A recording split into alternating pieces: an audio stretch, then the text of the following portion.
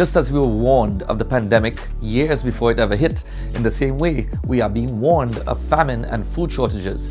It's amazing that these experts have such exact skills. It's almost as if they are prophets, except they aren't. What good is an expert if you can see the pending disaster and not at least offer some suggestions to at least try to prevent it? Concerning the last global medical emergency, I remember hearing one expert say that it's not a matter of if we will have a global pandemic, but when. Lo and behold, we did. Amazing. I just read a headline that says it's not if we'll have another pandemic, but when. And are we prepared? Even non-medical experts were making this prediction. That's a little bit suspect to me. Anyway, since the same prediction is being made concerning a pending famine or food shortage, it is quite interesting to see how this will occur. For some, the reason for this predicted food shortage is the change of climate. When we dig a little deeper, it seems as if the climate has considerable help. I suspect that the looming food crisis will be largely man-made, not man-caused, but orchestrated by man. Why? Control the food, you control the people. The Bible predicts a global famine with the opening of the third seal in the book of Revelation. The rider of the black horse holds scales in his hand. Revelation 6, 5 and 6. And when he opened the third seal, I heard the third beast say, "Come and see."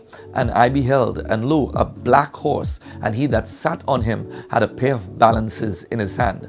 And I heard a voice in the midst of the four beasts say, "A measure of wheat for a penny, and 3 measures of barley for a penny. And see thou hurt not the oil and the wine." A famine indicates a shortage of food. Historically, there were times that famine was so bad that people ate their leather sandals. Others ate their own children. This is not the case with the coming famine. Food will be available, but at an exorbitant price. This tells us that someone is going to be in charge of the food supply. Someone will own the means of production, the supply, and they will regulate the rate of consumption as well. Who is this?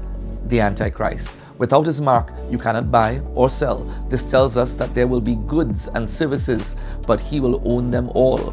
It is such a coincidence that the World Economic Forum is predicting by the year 2030, you will own nothing and be happy. The question is, if you don't own it, then who will? At this very moment, it seems as if there is a war on food.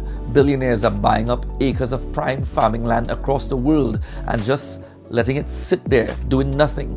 Governments are shutting down farms and food producers, and they are using health and climate regulations to do so. Food processing factories are mysteriously burning down. These plants need to get their act together, man, or we'll starve. Oh, I forgot. That's the point. The prices we see at the gas pump and the grocery stores don't set themselves.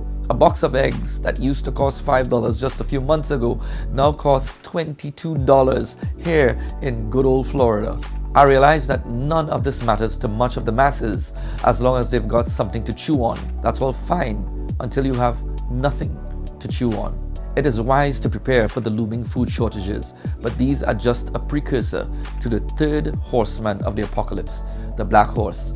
The stage is being set before our very eyes. While we prepare physically, it's also imperative that we prepare spiritually.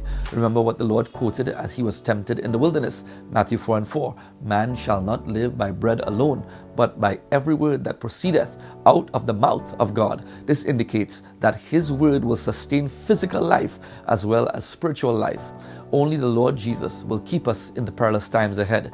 It is only he that can count us worthy to escape the great tribulation that is to come. Now think about that.